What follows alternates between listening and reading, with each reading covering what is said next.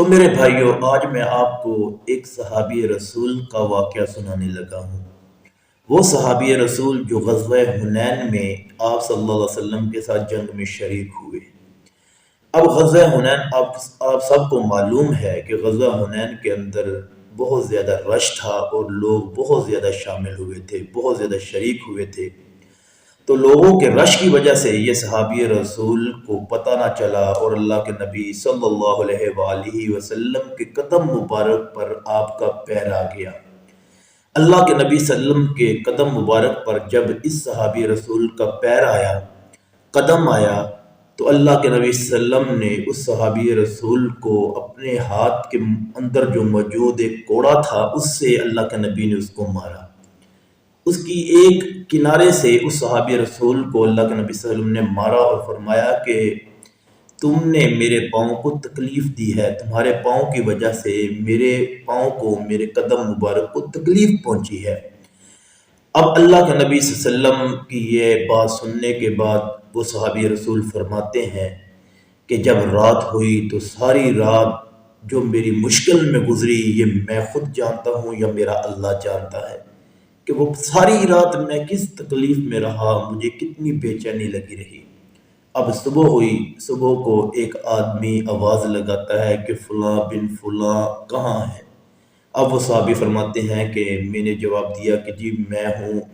مجھے بتائیے کیا کہنا ہے؟ تو وہ بلانے والا صحابی فرماتا ہے کہ تجھے اللہ کے نبی صلی اللہ علیہ وآلہ وسلم نے طلب فرمایا ہے، تجھے اللہ کے نبی نے بلایا ہے۔ اب وہ صحابی رسول فرماتے ہیں میں دل میں گھبرا گیا کہ پتہ نہیں اب میرے ساتھ کیا ہوگا، کیا بات ہے۔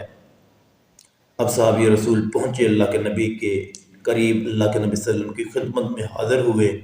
تو اللہ کے نبی صلی اللہ علیہ وسلم نے فرمایا کہ اے میرے صحابی،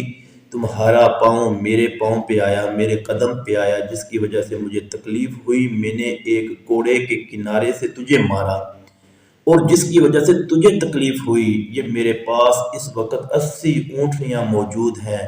میں تمہیں یہ ساری اس کے عوض میں دیتا ہوں، بدلے میں تم مجھے اس جو تکلیف تمہیں میرے کوڑے کی کنارے کی وجہ سے پہنچی ہے وہ تم اس سے درگزر کر دو، وہ مجھے اللہ کے واسطے